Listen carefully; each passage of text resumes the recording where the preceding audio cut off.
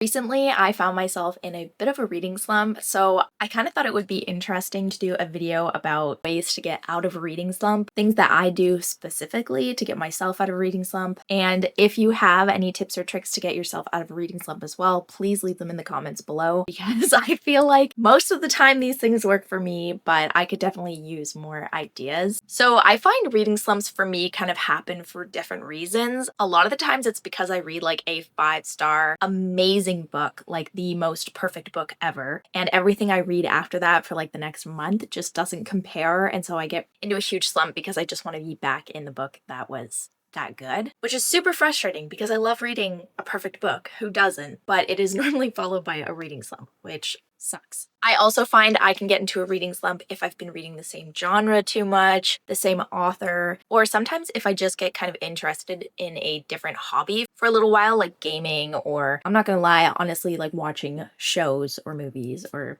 stuff like that that can also distract you from reading, and you don't even kind of realize you're in a reading slump until you haven't picked up a book in like over a week. So starting off, one of the first things I try to do whenever I find myself in a reading slump is kind of really change the genre that I've been reading. I tend to get really stuck in reading like horrors and thrillers, which I love, but after a little while, you kind of start predicting plots too much, and they do tend to get a little boring after you've read too many in a row, I find. Especially if it's the same author, you kind of figure out their formula. Everything just feels too predictable. So when that happens, I try to go for a genre that is completely different. Like, I'm not talking like, oh, horror is, getting kind of boring to me, so I'm gonna go with mystery. I'm like, no, let's go with a fluffy, cutesy romance. Completely switch it up. That normally gets me back into it. Of course, you kind of have to be in the mood for different genres. I know it can be hard if maybe other genres just aren't your thing and you're a really niche reader, then this tip might not work for you, but it's something that I love to do and it does work most of the time. The next thing I try to do is if I've been reading a lot of physical novels, I will try to change the format that I'm reading it in or like use different media. So if I've been reading a lot of physical books, maybe I'll try one on my Kobo just to get a different feeling, or I will listen to an audiobook instead just to kind of change it up a bit. I also love that with audiobooks I can like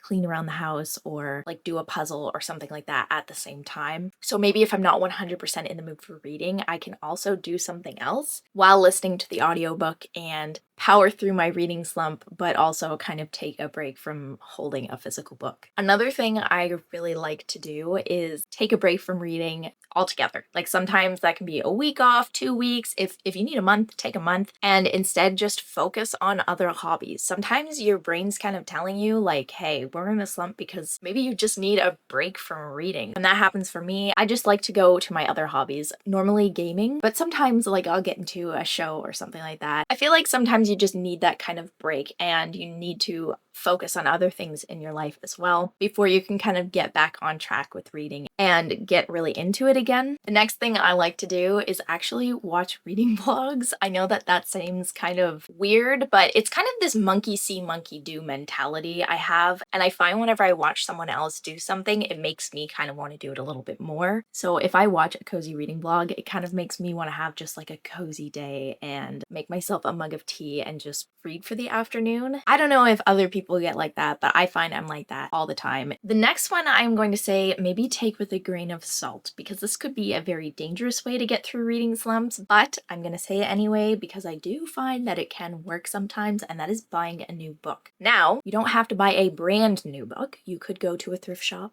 or find a little free library near you and maybe you'll find like a hidden gem in there or something. Yard sales, that's a great option. I know Kindle and Kobo also have sales a lot, and you can just go to your local library and pick out a book to read. But I do find that that can kind of help me sometimes. If I'm stuck, I don't know what to read. If I grab a book that has not been in my collection, sometimes that gets me excited to read. Whether it be that book or I buy a new book and suddenly I'm finally in the mood to read something that I bought 5 years ago.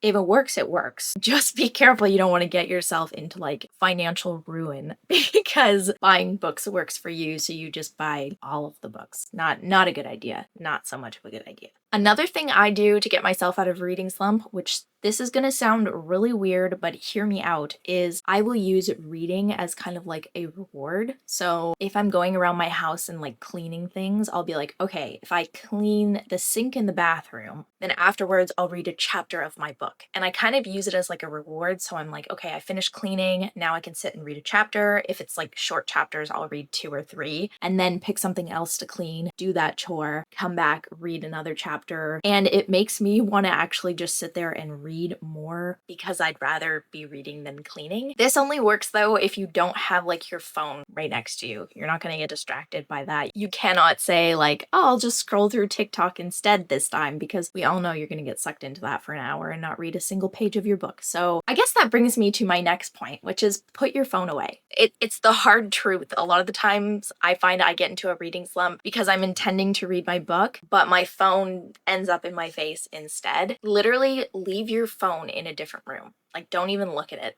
Don't look at it. You don't need to.